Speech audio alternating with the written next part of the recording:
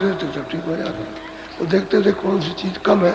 ये हमारे भारतवर्ष का विज्ञान था कि बात कम है, कि पित्त कम है, कि कब कम है या ज्यादा हो गया, उसी को दे दिया, ठीक हो गया, ठीक हो गया, शरीर ठीक हो गया। अब आप अंग्रेजी में दवा और हिंदी में दवा और वैद्य की भी दवा और इनकी भी और वैसे भी और जाड़ भी और धूप भी और सब करते हो, बस करते ही रहते हो। तो खून तो तुम्हारा खराब हो गया। अब कोई दवा काम नहीं करती। जो चाहोगे तो खाओगे, परहेज कुछ नहीं है। चाहे जैसा भी हो, कोई भी चीज मिल जाए, पशु मिल जाए, पंछी मिल जाए, आदमी मिल जाए, बकरी मिल जाए, कुत्ता मिल जाए, जो मिल जाए उसको कोई तुम पहचानने जाते हो, वहाँ पहचानते हो क्या बना रहा है? कुत्ते का, बिल्ली का, कौवे का, जो मिल जाए उसका वो बना रहा हो, तुम उसको खा रहे हो। अब ये सब खून ही तो है। अब शरीर में जब ले जाओगे तो ये जानवर, पशु, पंछी और कीड़ों का खून आपको फैल जाएगा। बढ़ गया खून, आदमी का खून नहीं रहा। अब दवा दी जा रही है आदमी के खून की, लेकिन खून है जानवर, पशु, पंछियों का, तो दवाई काम नहीं करती। अब रो रहे चला। ऐसे वक्त में यानी ये प्रसाद काम आता है। जब तुमको परीक्षा मिल जाए कि ये काम आता है तो बहुत संभाल के रहो। फिर क्या करो? भजन करो, भजन करो, ताकि इन तकलीफों से छुटकारा हो जाए। और भजन करने का आधार जो कल आपको बताया, नामदान, वो आपको दिया कि ऐसे स्मरण करना, ऐसे ध्यान करना, ऐसे भजन करना। ये चीजों से 15-15 मिनट जब होने लगे, जब दिखाई सुनाई देने लगे, कान खोले, आँख खोले, तो 2-2, 4-4, 5 मिनट बढ़ा दो, बढ़ा दो। 4 मिनट मतलब एक ध्यान में, 4 मिनट भजन में, 4 मिनट सुमरन में, ऐसा आप बढ़ा दीजिए और बढ़ा करके घंटा पूरा करो। और जब ज्यादा होने लगे तो 2-2, 4-4, 5-5 मिनट और बढ़ा दीजिए, और फिर ज्यादा होने लगेगा। जब मिलता जाए तो बढ़ा दीजिए, तो वो तो आपको फल। और ऐसे ही जो चीज आप बना के दी जाए उसको लेते नहीं हो। क्योंकि तुमको दवा बना के और दे दिया, उसको काम में ले लो, तो लेकिन यहाँ मेरे ऊपर सिर मारेंगे आकर के। तुमको तो बना के दवा दी है, वो तो कहता है डॉक्टर जाओ, हमने तुम्हारी दवा ये पर्चा दे दिया, दवा खाने से मिलेगी। तो तुम वहाँ नहीं जाओगे, दवा कहाँ से मिल जाएगी? तो डॉक्टर क्या पुड़िया बांधे क्या? वहाँ दवा इस मर्ज की है, रखी है, वहाँ नहीं आता। वही बात है, बात स्थिति है, लेकिन समझ का फेर है उल्टा। इसलिए ऐसा वैसा मत करो, काम में लो। जब हम पहले कह चुके कि भाई जैसे कोई अकस्मात जंगल में, आपकी झोपड़ी जंगल में बनी, वहां रहते, अब अकस्मात कोई लड़की, कोई लड़का बीमार हो गया, असात हो गया, बेहोश हो गया, तो आपने देखा कि डॉक्टर तो नहीं है, और हमारे पास साधन भी नहीं है कि हम जल्दी शहर में चले जाएं, बहुत दूर, और 25, 30, 40 किलोमीटर दूर, तो रात को कैसे जाए? और ये बढ़ा जा रहा, ये बेहोश हो गया, बोल ही नहीं रहा, हाथ ही नहीं ला रहा। तो फिर आपके पास अगर हो प्रसाद तो उसको ले आओ और उसके मुंह को खोलो और जय गुरुदेव, जय गुरुदेव 10 बार बोल करके, और उससे कहो कि लो ये, तो बस मुंह में डाल दो उसको और कहो कि भाई जय गुरुदेव बोलो, जय गुरुदेव बोलो, जय गुरुदेव, जय गुरुदेव बोलो, जय गुरुदेव, भगवान का नाम, जय गुरुदेव, प्रभु का नाम बोलो। तो वो जीव धीरे धीरे चलाएगा अंदर अंदर। जब होश में आ जाए, आँख खोल दे, और जब आपको पहचानने लगे, तब उससे ये पूछना कि भाई मैंने तुमसे जय गुरुदेव नाम बुलवाया था तो तुमको सुनाई देता था? तो वो कहेगा कि हाँ, हम भी बोल रहे थे, जय गुरुदेव नाम हम भी बोल रहे थे। तो ये बताओ कि तुमने कोई आदमी देखा? तो बताएगा हमने आदमी देखा, ऐसा आदमी देखा। तो ठीक तो हो ही गया, होश में आ गया, ठीक हो गया। और मतलब ये बता रहा, बात कर रहा, और हमने आदमी देखा, तो शकल सूरत उससे पूछना कि कैसी शकल और सूरत थी आदमी की, वो बताए। जब तुमको परिचय मिल जाए तो फिर भजन करो। और क्या, तुमको कोई जहर थोड़ी पिलाया जा रहा।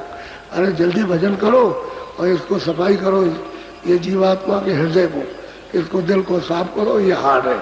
और जो कूड़ा कचरा है तंत्रों का, पाप पुण्य का जो रखा हुआ, उसको जल्दी साफ करा करके मन भी साफ, बुद्धि चित्त भी साफ अच्छा करो। देखो अगर तुमको राम कैसे नहीं मिलता, वो भगवान खुदा, वो गाड का दीदार कैसे नहीं होता। लेकिन मुल्ला चिल्लाता रहो और पंडित को मंदिर में चिल्लाता रहो, लेकिन कुछ नहीं होता, क्योंकि तूने तो उसको बहरा समझा, क्यों बहरा? हमारी आवाज तो सुनता नहीं। असली बात वो तो 100 बात सुन रहा तुम्हारी, लेकिन ये है कि साफ तो करो, तब तुमको आवाज सुनाई देगी कि हाँ बुला रहा, और तुम ऐसे ही धोखा देते हो। धोखा पांधा है। मंदिर में जाते पुजारी पूजा करते, हर एक पुजारी चाहता है अंधा, लेकिन वो प्रलोभन है, लोभ के लालच में फंसा हुआ, वैसे समझता है कुछ नहीं जानते, तो ऐसा है। ये है असल में विद्या अपनी, जिसको हमने छोड़ दिया। मोटी बात सीधी साधी, बहुत अच्छा हुआ। ये देखो जितना प्रेमी आए हुए हैं, जितने इस मैदान में बैठे पूरा भरा है, उतना ही बाहर। आप बीच में से तो उठो नहीं, लेकिन किनारे अगर दौड़ा करो आप, तो आप ये कहोगे कि इससे ज्यादा बाहर। इतने नर नारियां आए हुए इस जगह पर। और स्टेशन में पूछो, बस स्टैंड पूछो, रास्ते में पूछो, कितनी सवारियां, किस तरह की गाड़ियां, कैसी क्या, ये सब आपको शहर से पता चलेगा। और ये सब देखिए आप, क्या पूरा मैदान मंदिर से लेकर के पूरा का पूरा बड़ा, और बाहर ये सब भरा हुआ। तो कहने का ये है कि असली वस्त्र का अपराध करो, इसमें कोई धोखा नहीं है। अपना रास्ता चल रहा है उसकी, जो हमने कांटे बिछा रखे अभी जल्दी से उनको हटा लो, जो कांटे हमने बिछाए कर्मों के और जल्दी से साफ करवा लो। अरे तुम मत करो, करेगा तो दूसरा, लेकिन तुम ये तो कहो कि कांटे साफ कर दो रास्ते के, तो साफ कर देगा तो रास्ता चल जाओ। कांटे बिछे रह जाएंगे तो तुमको लगेंगे पीड़ा होगी। वही कर्मों का भंडार जो जमा है, उसी से तो तुमको तरह तरह की यातना और तरह तरह की, मतलब तुमको भयंकर शरीर और भयंकर योनियां मिलेगी, और रोगे चिल्लाओगे, कोई नहीं तुमको बचाए। इसलिए मनुष्य शरीर में कि हम चलने को तैयार हैं, हमारे जो कांटे बिछे हुए कर्मों के वो किसी का साफ कर तो मदद कर देगा। तुम्हारा निमित्त मात्र उसका काम, सेवा तो वो करता है, आप क्या सेवा करोगे? सेवा तो वो करता है जो मुझे उठाता है। इतनी दुर्गंधी साफ करता है, वो भंगी क्या उसके सामने? ये तो जो गंदगी जमा की है वो बाहर के महल से ज्यादा बदबू है, बेशुमार बदबू। वो तो जब वहाँ नरकों में जाकर के जब जीव जाते हैं, रोते हैं, तो तब कहते चिल्लाते हैं कि ये तो क्यों ऐसा किया, जो किया तो भुगत रह दिया। वही इसलिए सब लोग शाकाहारी रहो, शाकाहार, कोई अशुद्ध आहार का मत करो। सब उसने मालिक ने शरीर के रक्षा के लिए सब शुद्ध चीजें बनाई है, उसका प्रयोग करो, उसका करो प्रयोग। अशुद्ध आहार करने से खून खराब होगा, मन बुद्धि चीज चलामन होगा, कुछ वृत्तियाँ खराब हो जाएंगी, तो आप संसार में फंस जाओगे और ज्ञान अज्ञान का तुमको भान रहेगा नहीं। तो कर्म कर बैठोगे, फिर सजा मिल जाएगी तुमको। क्यों ऐसा करते हो? शाकाहारी रहो, शुद्ध, तो बुद्धि भी शुद्ध बुद्ध रहे, मन भी तुम्हारा पवित्र निर्मल रहे, और फिर भजन भी कर सकते हो। क्योंकि जीवात्मा का इसी मनुष्य शरीर से निकास करना, इसी से निकाल के पहुंचाना है, यही शरीर है, दूसरा और कोई शरीर है नहीं। तो अभी आपको मिल गया, उससे ये काम करो, सीधा रास्ता है, इसमें कोई दर्जा की बात नहीं। मैंने आपसे ये कहा था कि ये लोग जब पूजा से निवृत्त हो जाएंगे, प्रसाद ले लेंगे, तो फिर 9 बजे करूँगा। लेकिन हमने जब देखा कि वो तो सब मतलब निवृत्त हो गए, तो समय क्यों खराब किया जाए, चलो सत्संग में समय दे दिया जाए वापस। यहाँ का ये असली चीज है। तो जो जो आपको सुनाया जाए, जो बताया जाए, उसके अनुसार थोड़ा बहुत व्यवहार करते चलो, अभी परिवर्तन हो जाएगा। थोड़ी दिनों में आप अपने आप को उठा कर देखोगे, अरे मैं तो इस जंजाल से ऊपर आ गया, और सब चीज तुम्हारी समझ में आने लगेगी कि वास्तव में क्या है। और वही चीज तुम्हारे लिए ऐसा मालूम होगा जैसे बिच्छू डंक मार देगा तो जहर चढ़ जाएगा। ये होने, इसलिए जल्दी भजन करो, ध्यान करो, स्मरण करो, और जल्दी यहाँ से निकल के निकलो यहाँ से। ये तो बहुत बड़ी आफत है। अभी तक तो जानते नहीं थे कि बड़ी से बड़ी आफत में आना, अब पता चलेगा कहाँ बहुत बड़ी आफत है। तो रास्ता बड़ा सीधा है, सरल है, बस इतना ही है, संयम करना।